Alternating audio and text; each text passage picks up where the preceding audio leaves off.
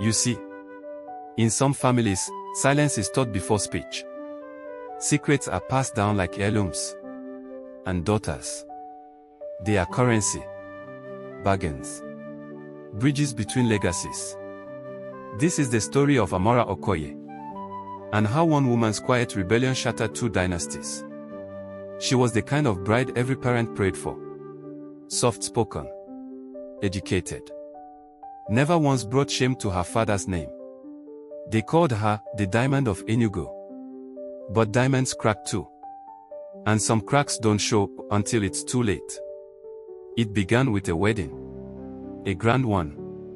The Okoyes and the Ojokwas, two old families with old money and even older pride, were finally uniting. The hall glittered. Photographers swarmed. Choir sang. And Amara stood in white. But her hands were cold. Her eyes lost. Obinna stood beside her. Tall. Handsome. He smiled like a prince in a storybook. But no one knew what Amara knew. That the man she was marrying wasn't the man he appeared to be. Obinna Ojukwu was the son of Mama Adana, a businesswoman feared in Abuja and Lagos.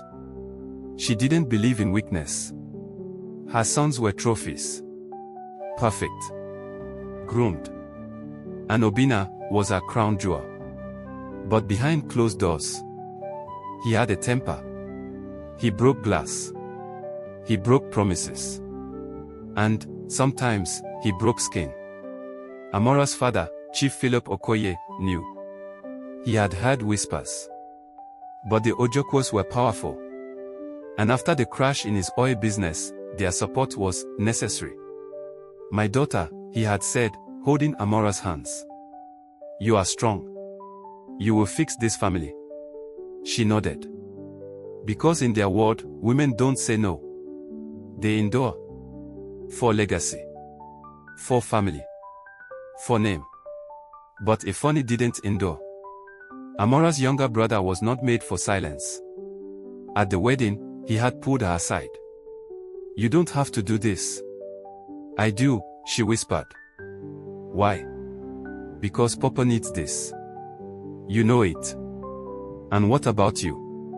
She didn't answer. But her silence screamed.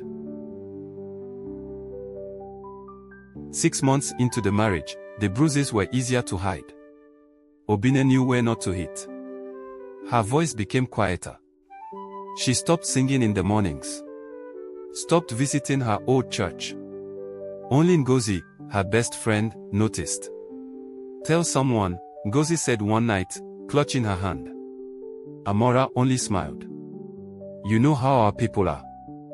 They'll say I'm not patient." Then came the night of Mama Adana's 60th birthday. A lavish affair. Politicians. Pastors. The whole of high society. Amara wore gold. She looked like a queen. But inside, she had made a decision. Because hours before the event, she found a video on Obinna's laptop. A video of him. With someone else. A girl. Young. Terrified. There were more videos. And her stomach turned. She ran to her father that night. Told him everything. He listened. And then he said, "You will not say a word. These are rich men, Amara. They are not moved by tears. They are moved by silence. Let us protect what we've built." She left his study. And broke down. That night, she tried to take her own life. Ngozi found her. Saved her. And that's when everything changed. Ifeanyi went public. He posted the video on social media. He called out Obinna. Called out the Ojokwas. Called out his own father.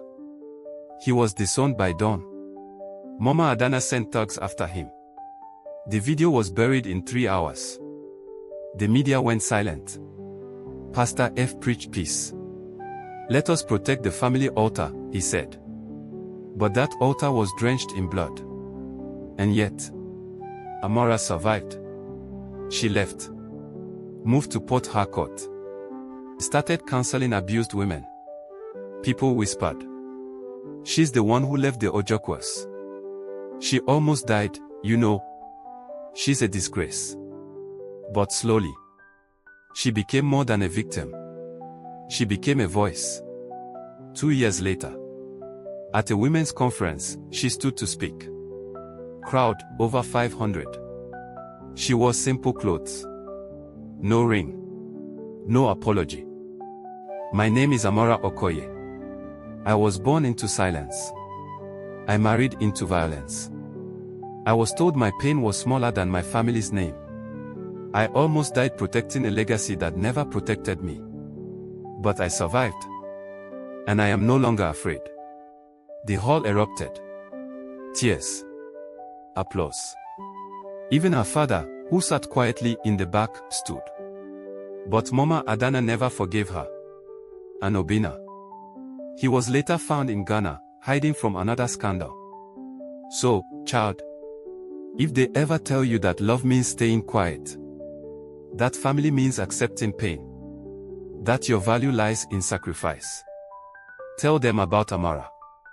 Tell them that sometimes breaking the chains is the only way to save the soul.